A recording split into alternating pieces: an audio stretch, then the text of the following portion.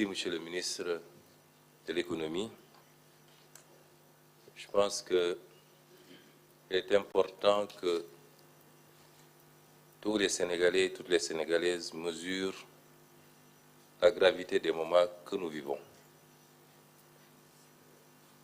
Il est extrêmement difficile d'intéresser les Sénégalais sur des questions qui relèvent d'une certaine technicité, particulièrement quand il s'agit des finances et du budget. Mais en langage très simple, je voudrais que les Sénégalais comprennent la situation. Et il était important pour nous de dresser cette situation de référence bien avant de vous présenter le nouveau référentiel le 7 octobre. Vous ne pouvez pas faire des projections sur les 25 prochaines années si vous n'avez pas fait l'état des lieux et la situation dans laquelle vous trouvez le pays. C'est d'autant plus important que, en tant qu'acteurs politiques, nous avons promis aux Sénégalais. Nous avons mené une lutte politique pendant 10 courtes et longues à la fois années, qui ont été consacrées par l'élection du président Bassirou Diomaye Faye. Et nous avions promis aux Sénégalais que nous les mènerions au sommet du gratte-ciel. Et je confirme ici que par la volonté de Dieu, nous le ferons.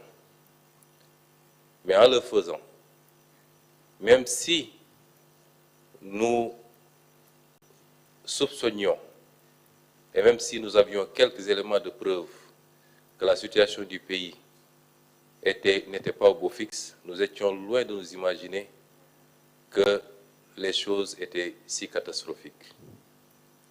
Et donc ce que je voudrais dire, c'est que, pensant être au premier étage, nous avions promis d'accélérer les choses pour amener le pays au sommet. Après l'inventaire et l'état des lieux, nous nous rendons compte que nous trouvons le pays au 4e sous-sol. Il nous faudra faire un effort de rattrapage qui exigera de notre part à tous beaucoup de sacrifices.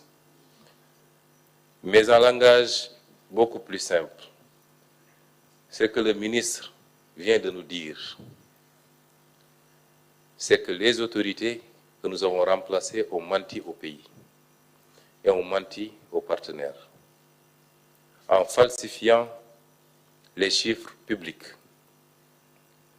en donnant des données erronées, au moins sur les 3 aspects qu'il a soulevés, mais vous pouvez le considérer sur tout autre aspect, en l'occurrence ici, le déficit public, qui est au double de ce qui a été annoncé pendant tout ce temps.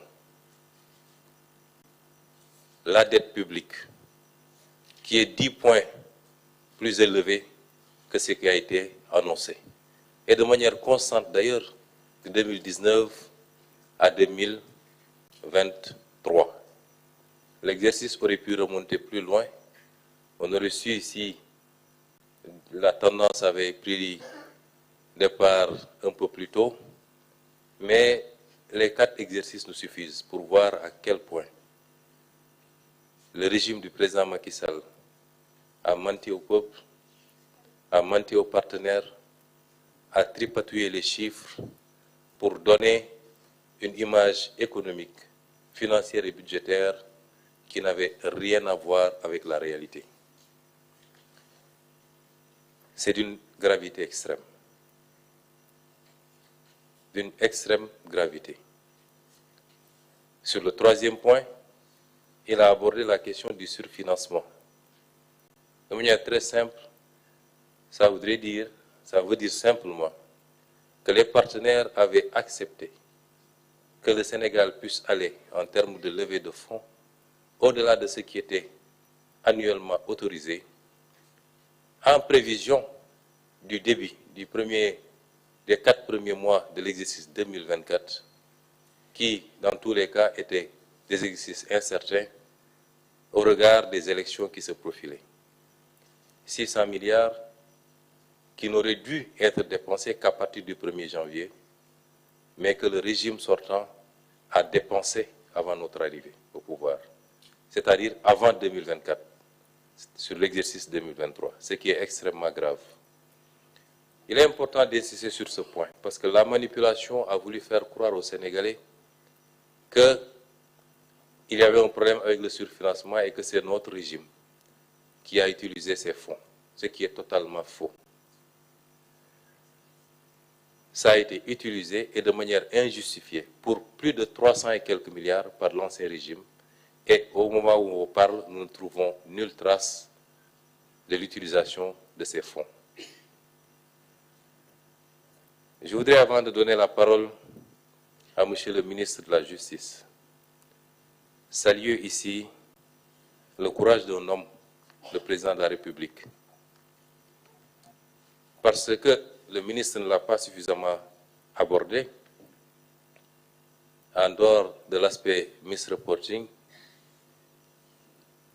mais cet exercice auquel nous nous livrons aujourd'hui est un exercice risqué pour un État, puisqu'il peut avoir des impacts aussi bien dans nos relations avec les partenaires qu'au niveau du marché. D'autres régimes auraient préféré fermer les yeux et continuer dans la politique du bricolage et du mensonge.